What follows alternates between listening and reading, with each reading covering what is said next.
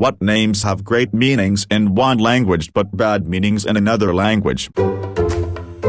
Even in Portuguese there are significant differences in expressions between the Brazil and Portugal varieties, such as bixa means an effeminate male in the South American vocabulary, as in the old continent just means a queue. Also, the word bico means a gig job in Brazil, and over in Portugal it means a blowjob. Edit. Just remembered there's a type of churros in Portugal called porros, which in South America means cometa too. Couldn't sleep and remembered that panada is a codfish fish dish in Portugal and a hand job over here south of the equator.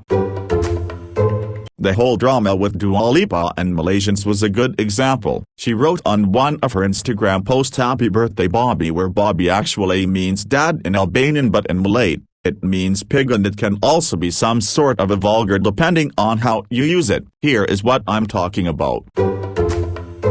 At school in UK during the 80s there was a recurring character in our French learning materials called Monsieur Painchad. In English this translates to Mr. Hotbread. However, there were a lot of kids of Indian heritage in the class, and alas, the French pronunciation of Painchad was almost identical to the Hindi pronunciation of Bankad, which means sister fucker.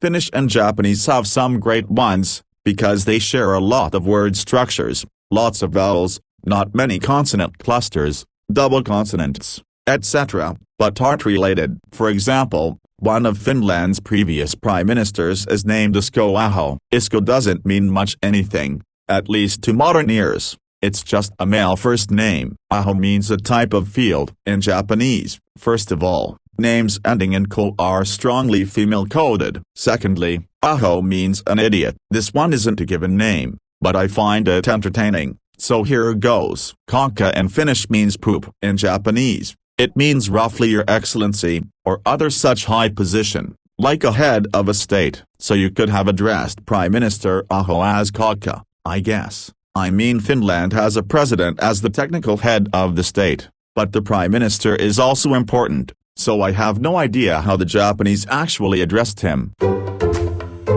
Not entirely what you mean by good meaning. But in Chinese the equivalent of is comma, which romanticized as nga, and pronounced sounds like nag. So imagine being in the US at a sit-down restaurant, talking to your Chinese wife, telling her a story you heard earlier in the day but you can't quite remember some points, so you start saying nag nag nag nag over and over again. And then everybody turns their heads, in unison, to figure out why the fuck is that white guy dropping racial slurs in a nice sit-down restaurant.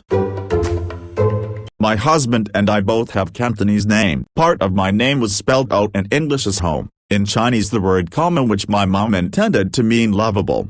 You can imagine my pain living in US with Ho as my first name until I eventually change it. My husband's name in English is Man, which is a very common Chinese name, meant literature. You can imagine him growing up being joked around calling him Hey Man. I always enjoy telling people our marriage is the union of a man and his home. In French, the action of grating carrots is called râper des carottes, and when we doesn't know an English word, we usually try to fit the French equivalent, since it sometimes do the job. I've heard a lot of stories about young French students who have asked, during a school trip where they were hosted in private houses, if they can help to râper the carrots to help their hosts with cooking stuff, which surely brings awkward looks on people's faces. Also with French, my French spouse giggles like a middle schooler whenever someone says the word bit, because that's slang for a big dick. American me giggles whenever I meet someone named Fanny, which is a popular name in France. Fanny in US English is a cutesy slang for butt, UK English, vagina.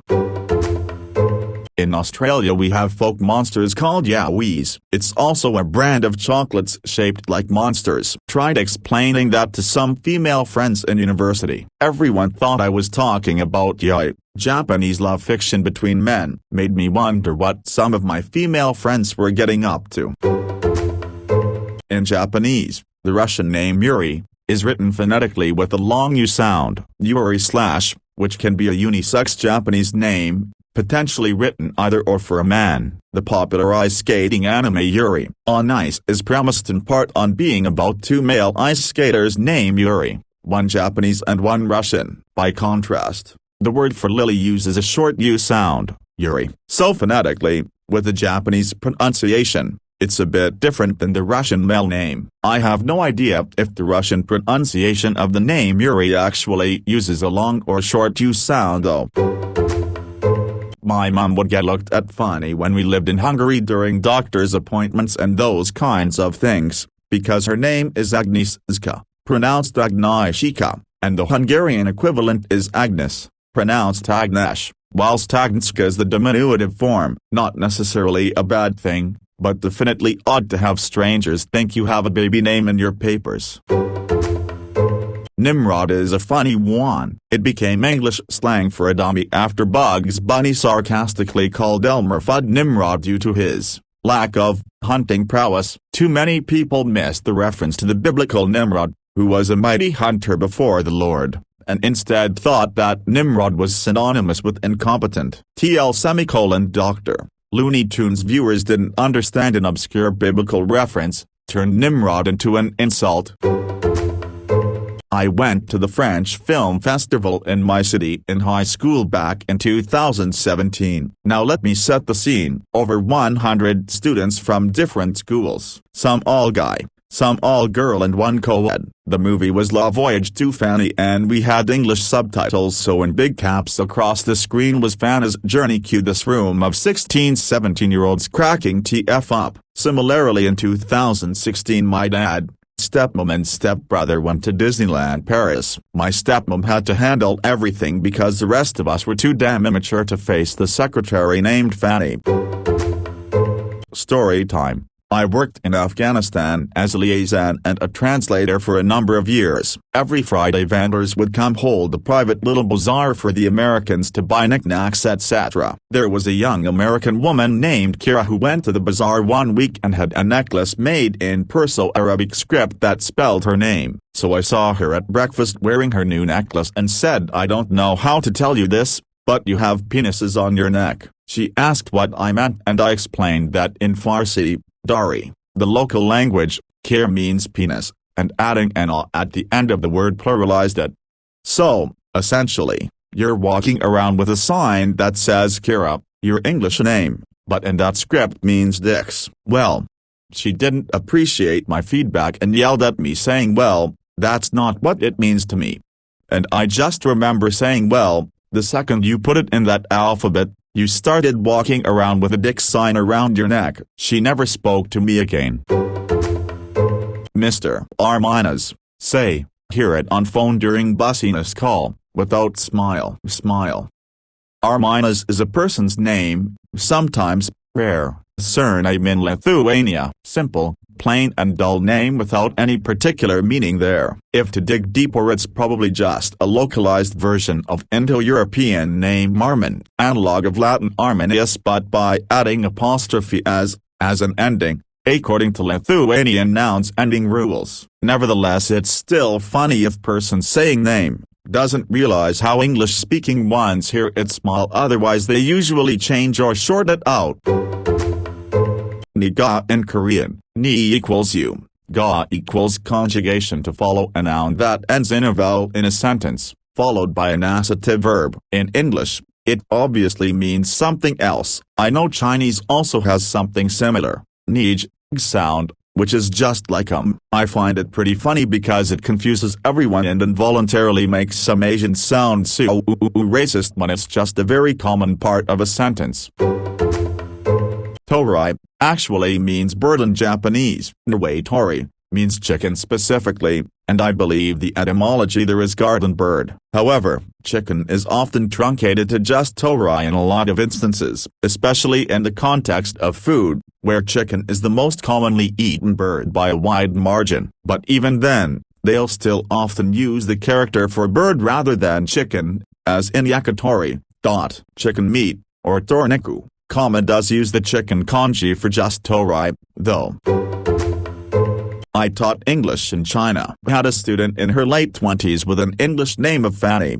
100 years ago, the name was probably reasonably common but not so much today. Dinner was hosted as a student's place one evening and Fanny was part of that group. I was given a lift home by another student and mentioned the slang uses of the word. The mutual friend went wide-eyed and thanked me profusely. At the next lesson I greeted Fanny warmly as always and she shyly asked if she could change her English name to Alice. Of course, Alice, pleased to meet you, related. It seems that there's a book of 100-year-old names that goes around Chinese schools. So many choose names that were popular a century ago: Victor, Florence, Beatrice, etc. Also, for some reason Candy, Candace, Cindy, Amber, Angel, Crystal, Kitty, Jade, Coco and Lily are without doubt the most popular girls' names. Part of me wants to encourage them to choose something else, ideally a popular Western name from the year they were born, but there's just no right way to tell a colleague or student that she has a stripper name. Kiss in Swedish is another word for urine. Skit, it's pronounced with a hard I in Swedish, not like a comedy skit though, means shit. Pit is slang for penis. A cock, pronounced cock, is a chef. Fart means speed. We also have a sweet named Plop that my English husband finds hilarious. Apparently Thai language has plenty to offer. Porn means blessing. You get some funny names such as Titaporn, to wish for blessings, Porn, to have blessings, Compran, blessings come to you, who is also a common nickname. Hence you'd find a cooking book such as Cooking with Poo. Also, Thailand's capital name in the English language is Bangkok. It is an old Thai word meaning village of olives, though no Thai people call Bangkok Bangkok anymore these days. Mist means fog in Dutch, but can mean crap or manure in German. When there is a high chance of fog on the freeway there can be signs warning against mist. The border near Germany is on the more rural side of the country, where the smell of manure can be present, so sometimes the Germans are inadvertently warned for a manure smell when the Dutch are simultaneously warned for fog. There was a prominent family of Dutch ancestry in the mid-Atlantic American colonies, family surnamed de Kalb, who were active in politics and military affairs. I'm sure they're still around as an old money family, though they're not in public eye anymore. But they've left behind a lot of towns and streets named de Kalb. It means the calf in Dutch. It means that's a dog in Arabic. Last year in my youth group we learned that Yah was Hebrew for Christ. Which is all cool and good except I'm Hispanic, and Yahweh sounds like Yahweh, which is a phrase my Spanish-speaking family members use that, from the context they use it, kinda means tfu. It's still kinda funny to me when our youth leader is all serious then devoutly says Yahweh and all I hear is that viral Spanish video of a kid shouting that at his friend while on a stick bridge. The Chevy Nova was a car made back in the 60s, 70s, and 80s. A Nova in English is an exploding star, so it's impressive. The car was a flop in the Mexican market. No one wanted to buy a car whose name can be translated to "it doesn't go." I have a different one. My mother tongue is Kurdish, Surani accent, but from the east. In the south, a lot of words have different meaning. In the southern accent, Mast is a female name. Best way I can explain how it's pronounced is Bu Street. D is short. It means drunk, wasted in the eastern accent, and it's the name of a close friend of mine. I still giggle like a dumbass when I think about it. Apparently different Native American tribes speak different variations of the same language. I know there's a proper word for it. I can't remember it. RN. And the word for hand in one variation means dick in another. My Navajo man told me it led to some awkward encounters in the San Carlos Apache tribe's casino restroom. He and his son stayed there for work, to get per diem. Who is a perfectly fine surname, various meanings depending on the character used, but in Russian it's a swear word that means dick. The word who is a very versatile swear. So there are a lot of racist jokes about this in the Russian joke canon. A similar joke, Strauss is an excellent composer, but the Russian word for ostrich sounds something like belonging to Strauss. There's a joke about a boy who goes to school and the teacher asks, "What animal has the biggest eggs?" The boy, thinking she means X as in slang for testicles, naturally says the elephant. She says, "No, The ostrich. He goes home to his father and says, "Dad, my teacher says that the ostrich has the biggest eggs." His father nods thoughtfully and says, "So that's why he wrote such slow waltzes." Speaking of eggs, Dan is a nice name for English speakers, but in Chinese it means egg and is basically slang for idiot. Had a Mexican guy at my last job always greets me and my work partner with "What up, chilo?"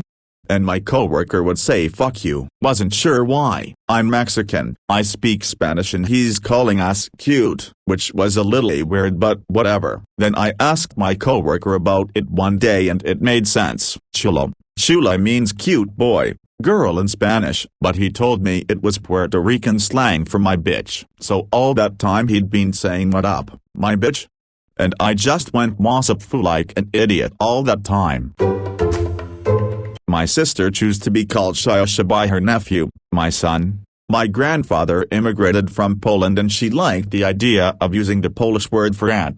We found out years later it's pronounced exactly like a Spanish slang word for pussy, and we live in a heavily Hispanic area. And my son is autistic, and it took him a very long time to learn family member names, so we're not changing it. She's been stuck being called pussy in public for about a decade now.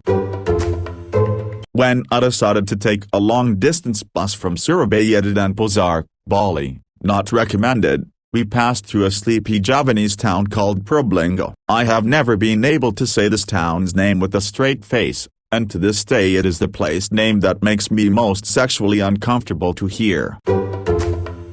When I lived in Italy, I knew a little Spanish toddler named Canella, not sure about the spelling. Adorable name for an adorable kid. It means cinnamon in both Spanish and Italian. The awkward part is that her mother called her Cane for short, which is fine in Spanish, but in Italian cane means dog.